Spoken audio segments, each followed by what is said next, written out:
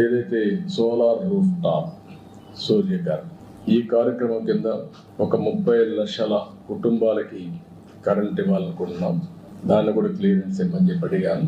ఇది demand driven programme కాబట్టి మీరు ఎంత చేసి అంత ఇస్తామని చెప్పారు. దాని ప్రకారం మ్యాక్సిమం వెళ్తున్నాం. ఇది కూడా క్లియర్ చేయడం జరిగింది.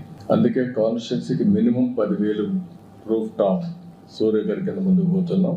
ఇది కూడా వార్ ఫుటింగ్లో ఎస్పెషల్లీ వీకర్ సెక్షన్స్కి ఎస్సీ ఎస్టీ ఫ్రీగా ఇస్తాం. గవర్నమెంట్ ఆఫ్ ఇండియా ఇచ్చేదే కాకుండా బీసీలకు అదనంగా ఒక 20,000 రూపాయలు అదనంగా ఇస్తాం.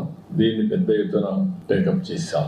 ఇంకొక పక్కన సబ్ స్టేషన్ ఫీడర్ లెవెల్లో కుసుమ్ కింద 2,000 మెగావాట్లు ఉత్పత్తి చేయడానికి అనుమతించారు. అది కూడా శాంక్షన్ చేశారు. దాన్ని కూడా తీసుకొని ముందుకు పోతాం. దీంతో ఆంధ్రప్రదేశ్ గ్రీన్ ఎనర్జీ హబ్గా తయారవుతుంది. రాయలసీమలో అడ్వాంటేజ్ ఉంది.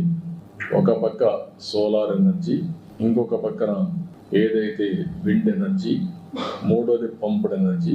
ఈ మూడు కలిపి బ్యాటరీ కూడా పెట్టుకోగలిగితే 24/7 పవర్ వచ్చే పరిస్థితి వస్తుంది.